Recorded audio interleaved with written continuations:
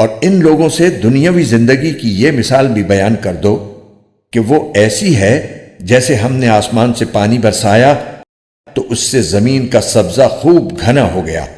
پھر وہ ایسا ریزہ ریزہ ہوا کہ اسے ہوائیں اڑا لے جاتی ہیں، اور اللہ ہر چیز پر مکمل قدرت رکھتا ہے۔ مال اور اولاد دنیاوی زندگی کی زینت ہیں، اور جو نیکیاں پائیدار رہنے والی ہیں وہ تمہارے رب کے نزدیک ثواب کے اعتبار سے بھی بہتر ہیں اور امید وابستہ کرنے کے لیے بھی بہتر۔ اور اس دن کا دھیان رکھو جس دن ہم پہاڑوں کو چلائیں گے اور تم زمین کو دیکھو گے کہ وہ کھلی پڑی ہے، اور ہم ان سب کو گھیر کر اکٹھا کر دیں گے اور ان میں سے کسی ایک کو بھی نہیں چھوڑیں گے، اور سب کو تمہارے رب کے سامنے صف باندھ کر پیش کیا جائے گا۔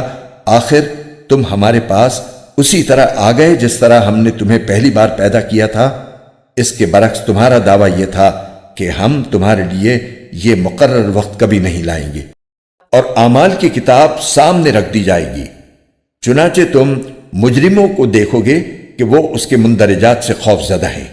اور کہہ رہے ہیں کہ ہائے ہماری بربادی، یہ کیسی کتاب ہے جس نے ہمارا کوئی چھوٹا بڑا عمل ایسا نہیں چھوڑا جس کا پورا احاطہ نہ کر لیا ہو،